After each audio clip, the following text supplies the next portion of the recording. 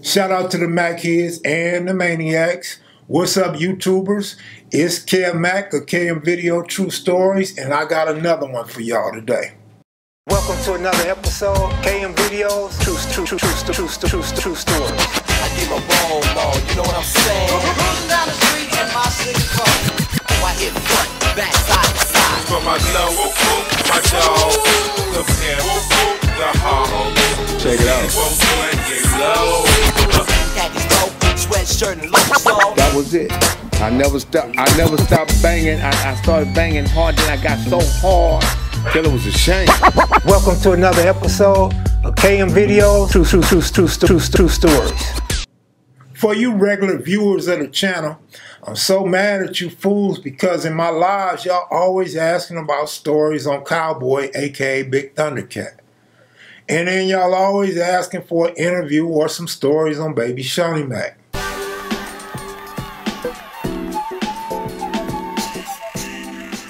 And I try my best to avoid those questions and those type of stories.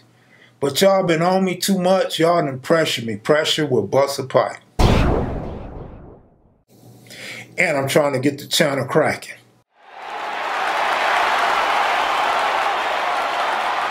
So I'm going to come with a story that involves both them characters, right? So we talking like 2001. Worst, latest scenario, 2002. There was this porn convention being advertised. So I think it was the first annual porn convention like 22 years ago. So I think it was 01, and this was the first one, and it was at the Westin by LAX on Century. I don't remember who or how some of these horny individuals convinced us to go to a porn convention, but we went. We went, and it was my first time ever being there, and I remember back then, I wasn't into porn. Like, there was no Pornhub.com. I was still on Leon Isaac Kennedy with Jane Kennedy and Debbie Does Dallas and stuff like that. So I'm still used to the black girls having a nappy dugout. I'm still used to the white women being blonde, big up top, and no bottoms. Like, so small, no body at all, like non-attractive those days, right? And so we go, and I'm surprised to see all these Latino women, these fine-ass Latino women, like, they didn't have their butts done yet, only a couple of them. These are porn stars. And there were a lot of male Hispanics there also. So I don't know if they pimping or taxing or, you know, just getting into the industry. Whatever's going on, it's mostly Hispanic, Latino, whatever. It's a lot of them there. But we there and we cool. Because some of they women like us, some of them don't like us, and some of them can't like us. But we there having fun, because it's the homies.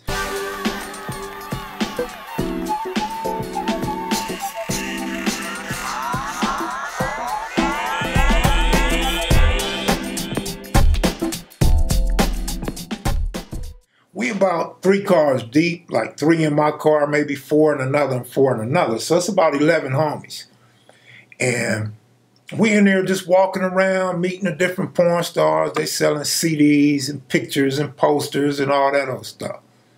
I'm there to have some fun, man. Have some drinks, kick it with the homies, and hope that I meet a Hispanic woman in the porn industry. I gave Maya Lovely my number, but she ain't never called me. It's enough of us to where we done broke up. We done branched off and broke up.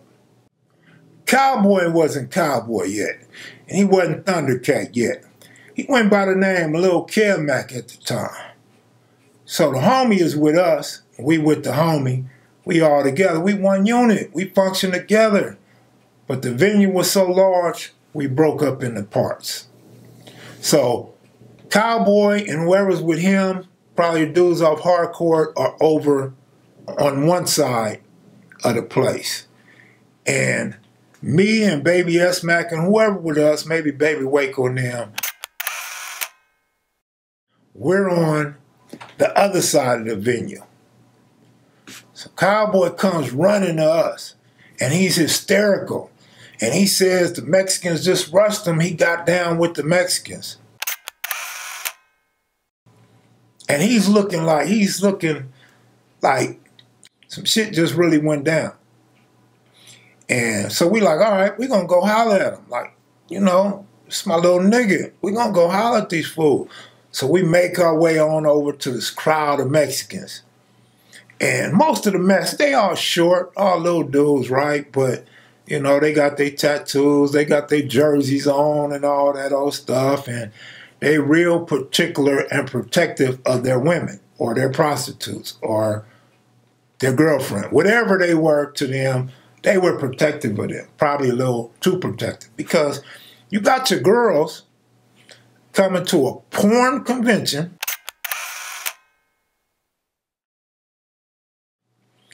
and they half naked. They got on some skimpy outfits and they showing a lot of skin. And it's going to be some brothers there because this is LA. And you on the west side, you in Inglewood by the airport. There's going to be some brothers there in the early 2000s. And we there. The 60s is there. And so allegedly, Cowboy or one of the homies, I'm not saying Cowboy, but one of the homies supposedly had touched one of their girls, either their hoe, their prostitute, or their porn girl, or their girlfriend, or their wife, whatever, their sister, their cousin, whatever, supposedly got touched on inappropriately. And I'm highly against that. You know, I'm not a Donald Trumper. I'm not a Trumper to think it's okay to just grab women and touch on women. But it's crowded, so it's possible one of the homies just brushed up against a female, and you got to expect that, and you're probably mad because they're black.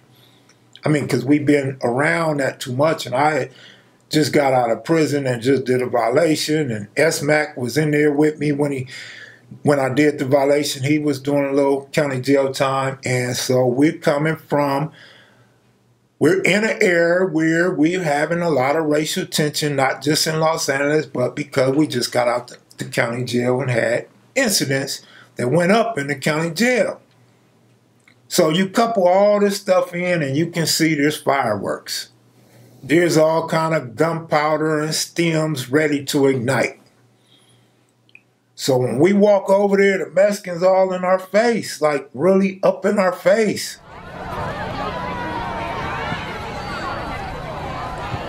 We trying to get an understanding of what happened and who put hands on Cowboy, you know, what's going on. And so we trying to talk it out. But they hostile, man. They hot. Man, these vatos is feeling on my girl and blah, blah, blah, blah, blah. Like what vatos and who? Tell us who. And by the way, you still haven't told us who took off on the homies. So baby Shawny Mac does a B-roll. And he comes around, he comes out the pack, and he fires, boom, on one of the essays and drops him. And his girl is trying to grab S-Mac by the shoulders, and S-Mac turns and fires, boom, and puts her on the ground too. Now everybody's going crazy, acting like we just tore up the party or tore up the venue, right? Like it's all our fault. And we just wondering, like, why y'all talking to us like we punks, and why did y'all do the homie like this at a porn convention? So all chaos breaks out. It's people moving and like roaches everywhere. And a couple of the homies, from my memory, I may have it a little bit twisted, maybe I don't, but I remember like 3 or 4 homies climbing this tall ass fence. And the essays got on like some dress shoes, some Stacey Adams or whatever they wearing, some biscuits, and they trying to climb the fence. And of course, they can't climb the fence, so homies get away. And we sit there for it all to make sure the homies is cool. Homies done hit the gate, they gone. And we turn around and walk out. Casually walking out, we ain't tripping, whatever happened, happened, we leave. But then this whole crowd of people starts falling behind us and they snitching. They talking about he did this and they did that and oh that's them and oh they're trying to leave and call the police and call security, go get security. They doing all this telling. And We continue to walk out like we don't hear nothing. We walking a little faster now, but they pull up on baby S-Mac, and S-Mac like, what? What's up? Oh, my yacht they woo. And S-Mac's fired. He getting down with this one dude until he finally drops him. He drops this dude while I'm holding the crowd at bay like, y'all can't get to the homie.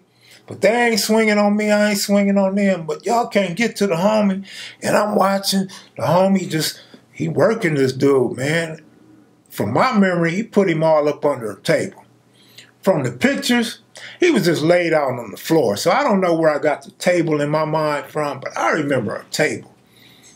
And he was up under that table. But nevertheless, S-Mac did work with his hands. S-Mac fully with the business, showed up, showed out, and we continue our journey on to my car. In the parking lot. It's in paid parking, so we can't just escape. We're going to have to wait in a line and pay to get out. And S-Mac is with me, and I don't remember who was riding shotgun, but S-Mac comes and jumps in the back of the back seat of my Beretta. And S-Mac is like, damn, man, holy shit, you see how many people? Yeah, I see them, nigga, they pointing at us. And now they yelling, get his license plate. There they go, get them, whoop, whoop. And the guy got in that car with them. And so I'm like, damn, cuz I'm in trouble for hanging with these freaky little niggas. Because I'm on parole. These niggas is not, these essays is knocked out. They're gonna put me in that. There's all kind of cameras everywhere. And S-Mac like, man, there's cameras everywhere. I'm like, yeah. And I'm going to jail. He like, I'm going to jail. No, I'm getting a parole violation. And it's so many of them, and they so on us, they not letting us up out the parking lot. So S-Mac takes it upon himself to jump up out the car. He jumps out the car and he flees, and this big old crowd is chasing S-Mac. And then some stay back and they woofing and they talking shit, still talking about get us, and they taking pictures of the front and the back of the car, and all up on the window like paparazzi taking pictures of us.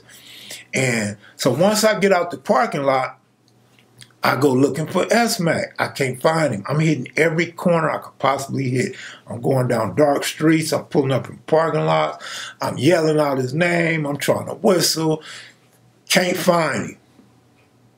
What I'm going to do? Stay out all night. So I go on and go to the house. Me and whatever homie it was, we go to the house. So I'm at home, basically waiting on the police to show up, take me to jail for violation. And S-Mac shows up. S-Mac some way, somehow done got a ride from his future wife. His girlfriend or this girl he's just met scoops him up and brings him to my house. And he's looking like they done pulled on his shirt a little bit, and he's looking tired and frantic, and I'm still a little worried about a little violation. But it's not so much the violation, it's the fact that what the violation's gonna be of.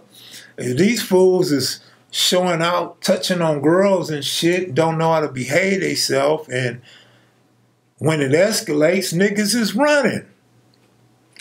So that's my S-Mac Cowboy story, man. And, you know, they touched Cowboy up a little bit. Not as bad as S-Mac touched a few of them up. According to our sources, this female retired from the porn industry immediately after this altercation. And my sources also tell us that the essays was hot. Oh, they was mad about this one. And they twisted the story up and made it just seem like something that it totally wasn't. And of course, they didn't paint themselves out to be the aggressors. They made it seem like they were the victims. And for anybody to say this person and that person don't tell, and we don't allow that, and black politics don't care about all that, let me tell you this. There were a lot of statements being given. With that said, I'm out of here, y'all. Y'all take it easy, man. Much love. Be sure to click the like button. Leave a comment if you wish. And we got some more stories coming up for you, man. I hope y'all gonna leave me alone about these baby S-Mac stories and these Cowboy stories. What about some more Kev Mac story? I'm out of here, y'all. Salute. Peace.